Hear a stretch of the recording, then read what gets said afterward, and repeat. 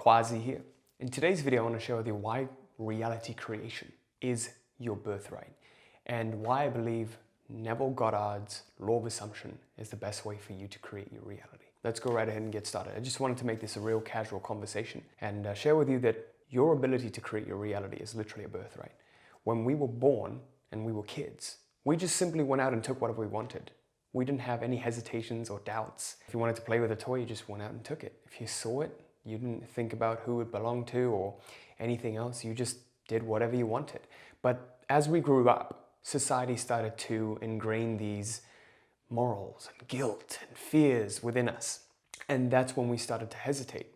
But this hesitation, while it can be helpful, probably prevents you from robbing a bank and going into a bank and just taking all the money in there. But it's also started to show up in areas of our lives that it shouldn't show up, that it doesn't serve us. We're not in control of it. It's controlling us. Okay, so what I wanted you to know is that your ability to create your reality is your birthright.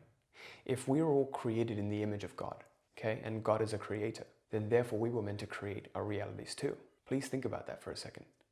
You were meant to choose what and how you want your life to unfold. We mistakenly begin to believe whatever society throws at us and says, oh no, it's meant to be this way. Oh no, there isn't enough of this. There isn't enough of that. And because we buy into that, we get pulled into that like-minded group, that pendulum, if you will. And therefore, we can't create our own realities because we're buying into another narrative. So you've got to be very careful about what narrative you buy into, what narrative you're choosing. And you can just easily check this by asking yourself, what stories am I telling myself? What excuses am I making for not being able to do and achieve what I want? And usually, the best answer to that, which what you want to hear is, I'm in process. I'm in process. I'm making progress. There's nothing blocking me.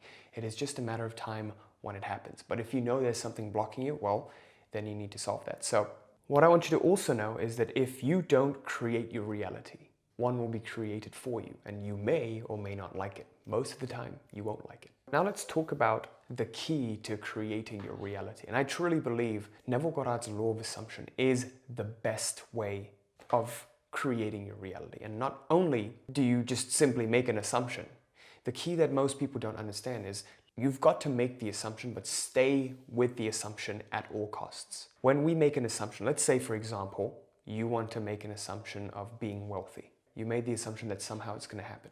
I've already become wealthy. It's done. It's complete. But then something comes along the way, maybe something in the bridge of incidents, but it doesn't quite go in the way that you've planned. Then you begin to doubt and you begin to hesitate. Is this really happening? Should I change my assumption? Should I do something else? That's when you fall into the trap. Not only do you have to make the assumption, you must stay with it at all costs. And the best way to learn how to stay with it, I truly believe, is coordination.